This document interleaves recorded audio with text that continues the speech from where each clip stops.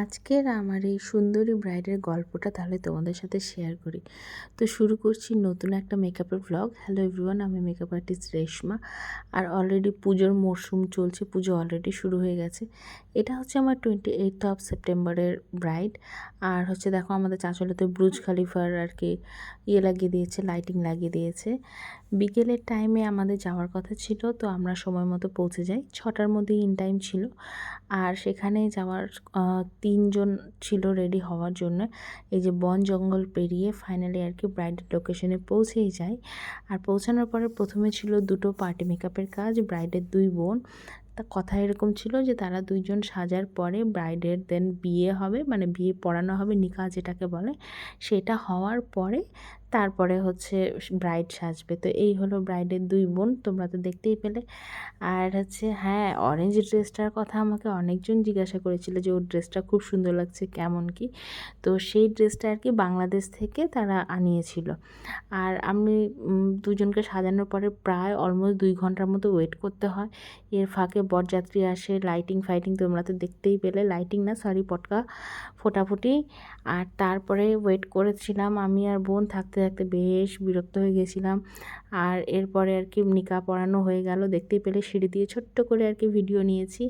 তারপরে আসে হচ্ছে আমার কাছে ব্রাইড ফাইনালি রাত্রি 10:30টার সময়। দেন আমি ব্রাইডকে জিজ্ঞাসা করি তোমার হাতে এখন কতক্ষণ টাইম আছে। ব্রাইড বলে যে যত তাড়াতাড়ি সম্ভব করিয়ে দাও। আমি বলি ঠিক আছে, আমি আমার মতো করে চেষ্টা করছি, যতটা তাড়াতাড়ি পসিবল তোমাকে করিয়ে দিচ্ছি।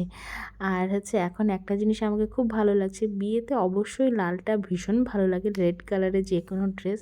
কিন্তু রেড ছাড়াও যে মানুষ একটু অন্য কালারের দিকে এখন একটু ঝুঁকি নিয়েছে, তাতে দেখছি যে না, বেশ ভালোই লাগছে। তো ব্রাইডের যে শাড়ির কালারটা, বেনারসি শাড়িটা, সেটা তোমরা লাস্টে দেখতে পাবে।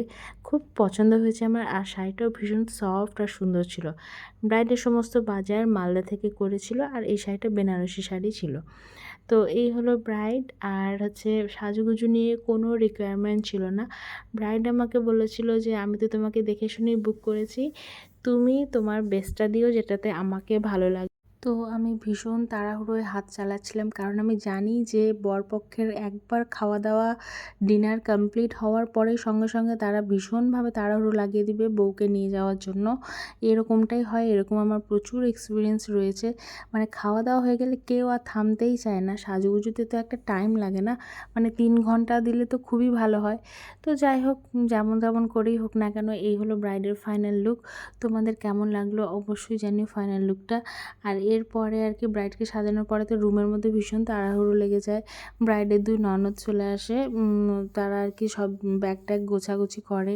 আর বরপক্ষও বেশ বিরক্ত হচ্ছিলো যে এতক্ষণ লাগে নাকি সাজাতে, এই ধরনের ব্যাপার। তো যাই হোক, সাজুগুজু কমপ্লিট হতে হতে অ্যান্ড আমরা বেরোতে বেরোতে 12টার মতো বেজেই গিয়েছিল। এখানে আমরা বেরোচ্ছি রাত্রি প্রায় 12টার দিকে। আর এরপর আর কি বর চলে আসে নিতে। তো এবার রাত্রি একটা, মোটামুটি 12:30 পৌনে 1টা বেজে গেছিলো বাড়ি পৌঁছাতে পৌঁছাতে। আর পুরো ফাঁকা রাস্তা, মানে মনে হচ্ছিলো যেন হরর মুভির শ্যুটিংগুলো যে হয় ঠিক সেই ধরনের রাস্তাগুলো। বেশ ভয়ঙ্করই ছিল, শুধু একটু মিউজিকের অভাব ছিল আর কি। আর ব্রাইড দেখো এখানে কি তাড়াহুড়ো তাড়াহুড়ো করছে। আর এখানে ব্রাইড এই দিনই আর কি খুব সুন্দর করে আমাকে রিভিউও দিয়ে দিয়েছে। এই যে রুমে অলরেডি সবাই চলে এসেছিলো ব্রাইডকে রিসিভ করার জন্য।